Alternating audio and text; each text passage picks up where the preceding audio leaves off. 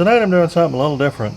I'm going to look for the fuel pump wire that comes out, the fuel pump power wire that comes out of the fuel pump relay on the Daytona, and we're going to see if I can find that and then wire it to the loose wire that I've got already run back to the fuel pump, which I'm kind of tired of messing with. Every time I try to start the thing, you know, I got to clip this wire onto a positive supply.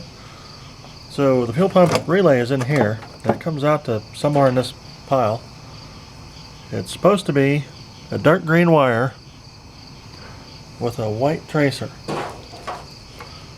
It's probably on a connector that's got the gas tank and stuff like that in it. Like this is probably it. Oh, whoop, not, oh yeah, there it is. Kick ass. This looks just like the one in the other truck, except it's a little bit, it's the newer version of the connector, but it's, I think the other one's only 8 pins and this is 10. Yeah, well, that was anticlimactic. Alright, let's go get the test light, which is still stuck under the hood. And let's see if that dark green with a white stripe is what I think it is.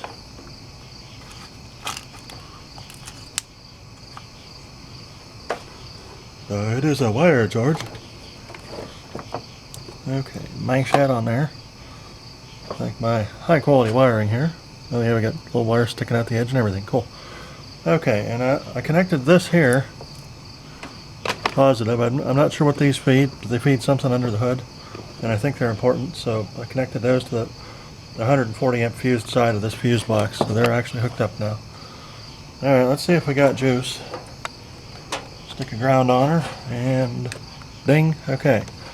So what we need to do is poke this here test light into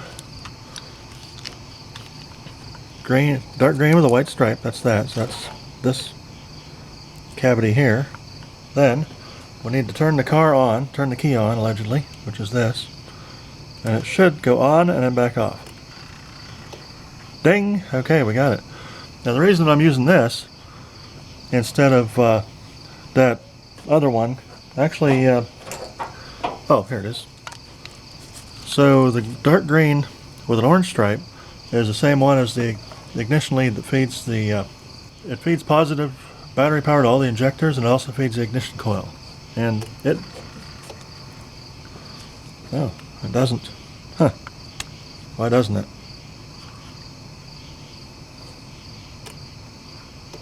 Oh, I see, because it primes the fuel pump differently than it does that stuff. Okay, so if I turn this off, or what it thinks is off, and turn it back on, there it goes, see? It's got like a 2-second prime on the fuel pump. That's fairly common. No, 1 second, whatever. But it doesn't have to prime any of this stuff, because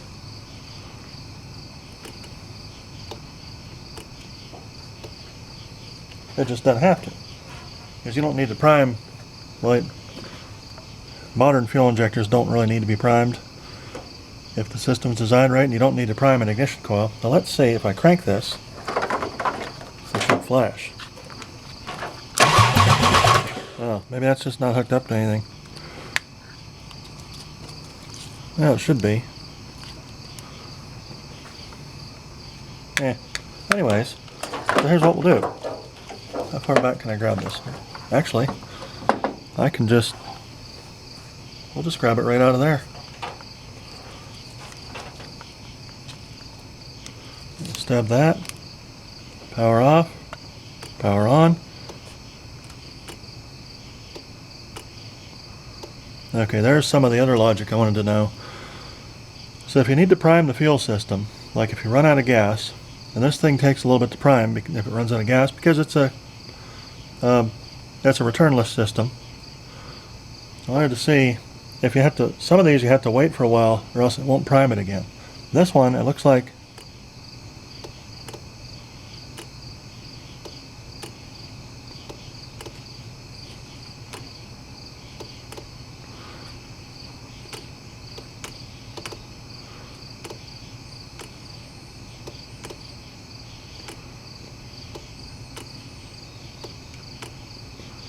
like a quarter of a second between ignition turn-ons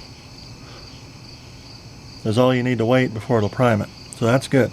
That means you can turn the key on, turn the key off, turn the key on, turn the key off, turn the key on, and it'll prime the fuel system. That's cool. Alright, so what I want to do is basically just yank the wire out of this plug, and I'm going to solder seal it onto this one that comes from the actual fuel pump that I got hooked up. I'm going to have to reroute this later, but this is kind of a temp setup until we get her done for real. So what we'll do is kind of mash this back here, sort of chop down through here. Well, actually, that's totally out of it. There we go. I'll show you. Carefully so as not to split the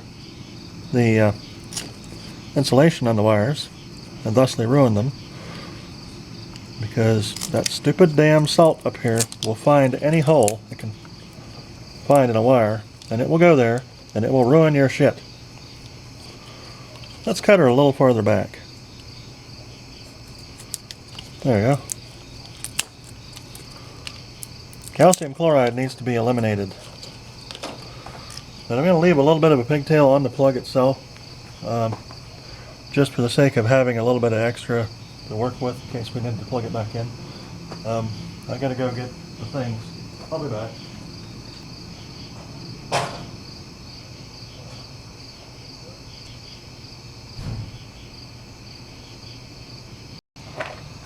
Good news. Found my wiring kit.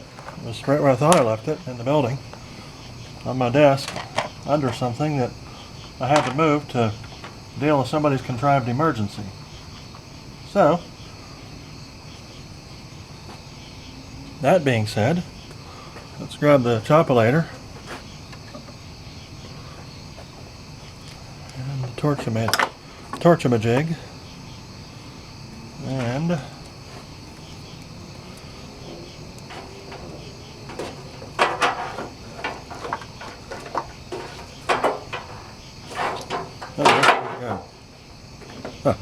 is it?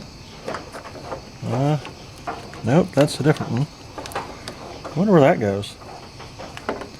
Bunch of powers and odd color wires. Oh, here we go. It's one of the other parts. There she be. Alright, so basically just chop her off about there. That looks good. I could probably use a next size smaller coupley thing here. Let's find out. Sort of. Yeah. Let's use this one. The blue ones. Get that through there. Pull her back. Little blue thing here. Rather handy. Always try to chop a fresh section of wire when you're soldering, because the solder likes fresh copper to adhere to.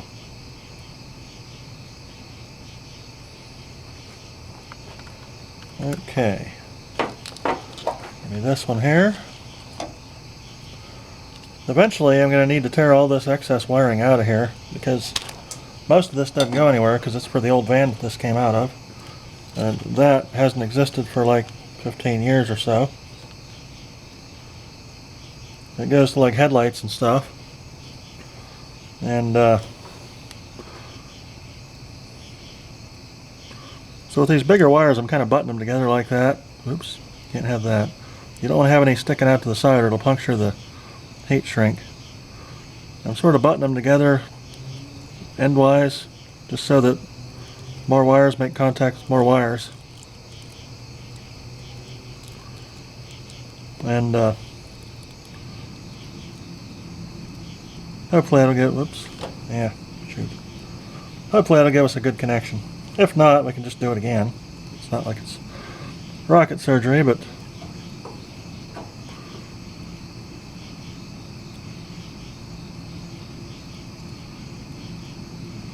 probably a way better way to do this, but I don't know, this works for me, usually. Ah! Come back. Come back to the world.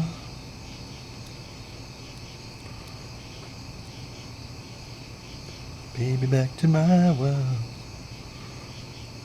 Okay, let's get torching on it and burn the crap out of my finger before this thing falls back out again.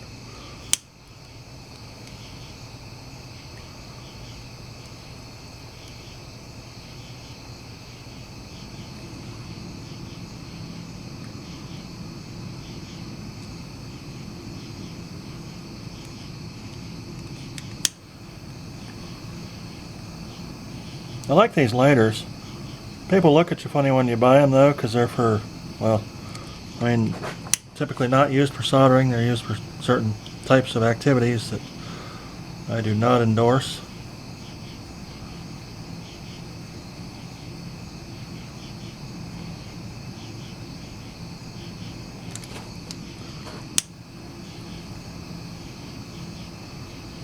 Okay, now I can leave her go.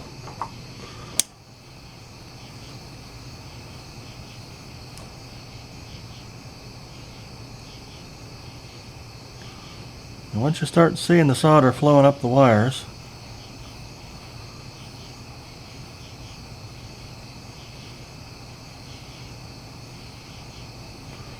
all it takes is a little bit of silver in there, and then you know the solder is actually making contact and it's wetting the wires.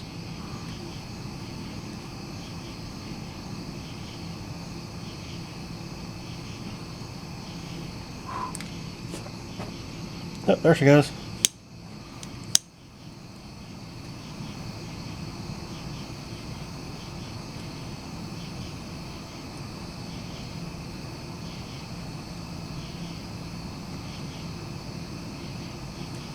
Sometimes I like to pre-solder these big ones because this little solder ball in here isn't really enough.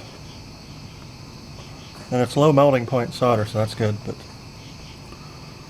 yeah, I kind of don't like that connection, but yeah, you know what, let's just crimp it. We'll crimp the solder bead. If it won't crimp, that means it's fused. Yep. Yeah. It turded. That's alright, we'll unturtify it. See if I can melt it down now.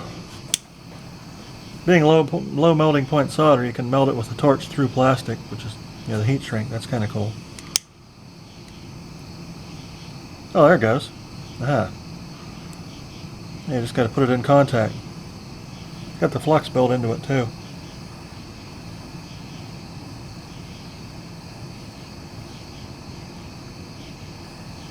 Oh, there it goes. Alright, cool.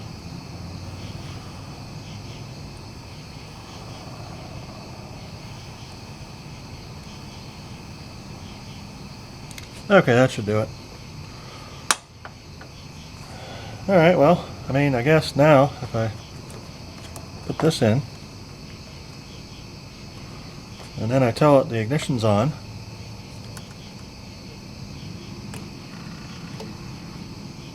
yep, it primed. Cool.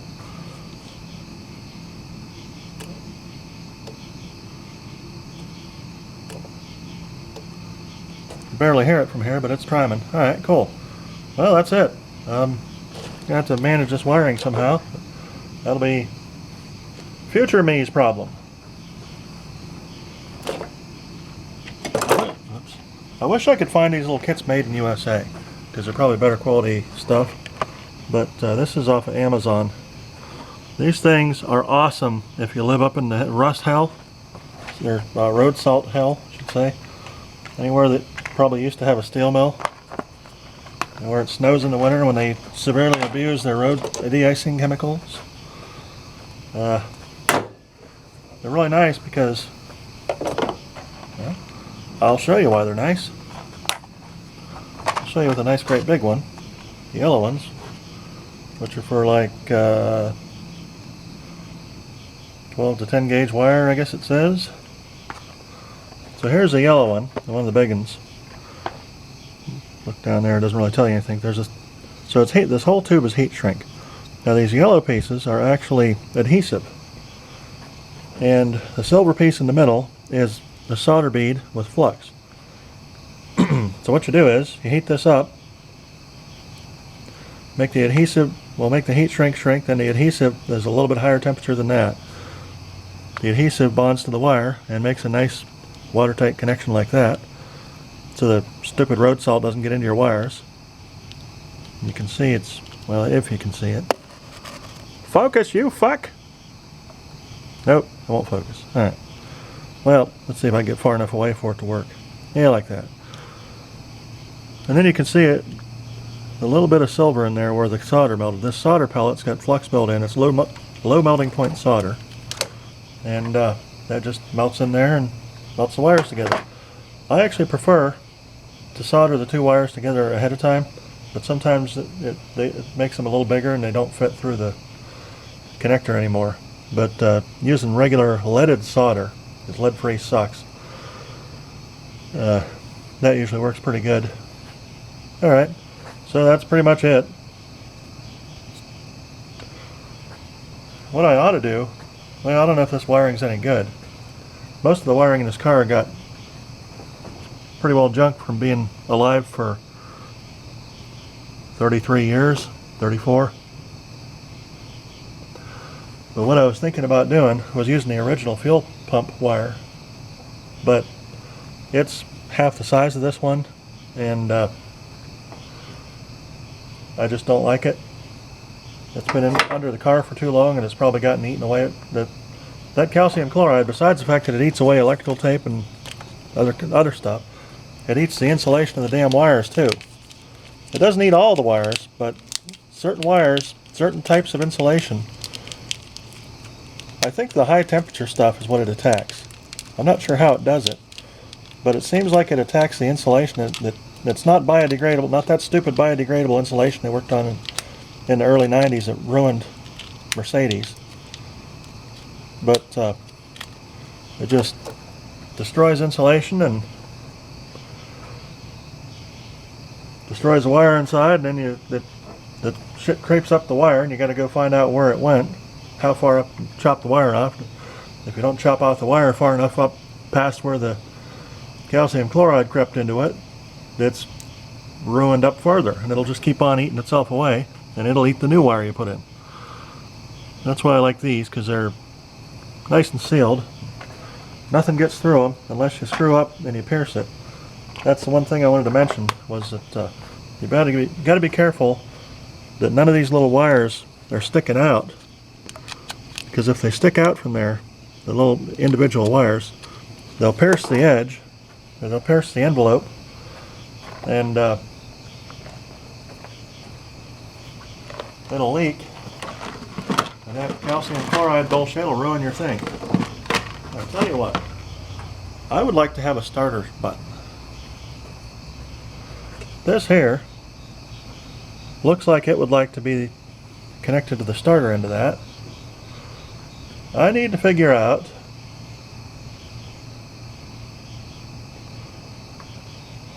I've got a button that can handle the current. I'd like to be able to start it from inside the car, because going under the hood to start it is kind of a pain in the ass. So this is okay. This has been there for a while, and it's usable. Now I got it's a horn button, but it's enough current that it'll click the starter solenoid over. I don't want to use the relay that's already in there, because I just like to be able to start the car in gear if I want to. This thing will actually move in gear. The transmission's strong enough that if you crank it in gear, it'll move. If I get on a set of train tracks or something, get stuck or whatever, and I'd like to be able to move it off of there somehow or other, and that's a good how. And there's a few other things I got to do to it, but you want to have the starter on a button and not on the relay, because the amount of relays in this thing and the amount that they go bad, they're just ridiculous. I mean, it was cool that they had all these relays and stuff, control and stuff. And, you know, that makes the switches last longer and all that, and it's digital and that bullshit and all that. But then you got to realize that Huntsville Electronics ain't going to be around to support that shit 33 years later, as in now. And well, she don't work no more. like the flip-up headlights, that body control module went bad a long time ago.